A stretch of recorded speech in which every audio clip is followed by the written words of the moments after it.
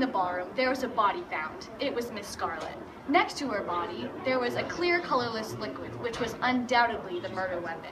We have whittled it down to 5 suspects to find out who killed Miss Scarlet. The first suspect is Professor Plum, an eccentric chemistry teacher who was working in the study with lead nitrate. It was assumed that he was preparing for the Clue Mystery Lab, but now Miss Scarlet was Plum's worst teacher, arriving in class late, being responsible for lots of broken glassware, and rarely cleaning up after her experiments. The police in charge, never having had a chemistry class, did not seriously consider this to be a motive for the murder. The second suspect is Mrs. White.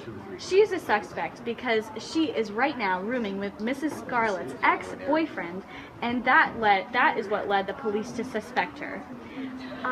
Neither she nor her boyfriend could be found in a lounge for comment, but we know that Mrs. White has a prescription of potassium iodide in the bathroom as she is an asthmatic and her pharmacist provided her one.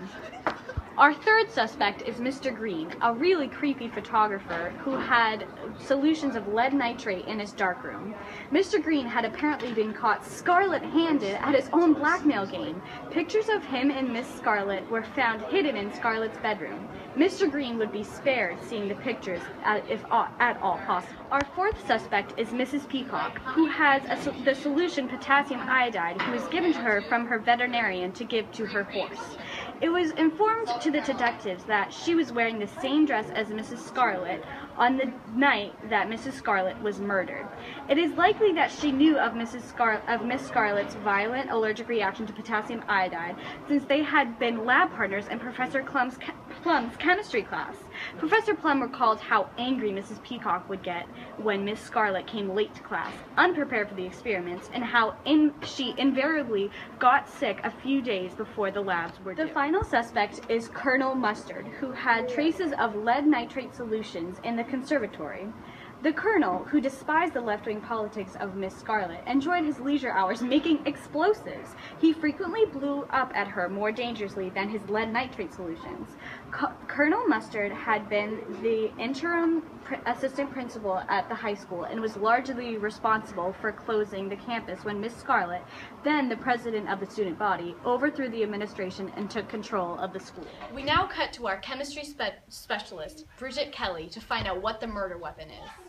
We're going to take our murder weapon and mix it with some potassium iodide, and if it reacts, we will know that our murder weapon is lead nitrate. Ready?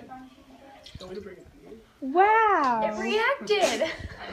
Thanks, Bridget. That was really helpful. We have now narrowed our suspects down to Professor Plum, Mr. Green, and Colonel Mustard. Now we cut to Dr. Shannon Conley to tell us who the murderer really is.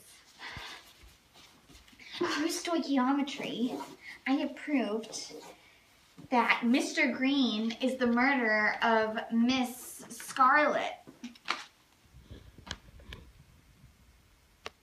Thanks, Dr. Shannon. That concludes the murder mystery. That sure was one crazy story. Thanks for watching.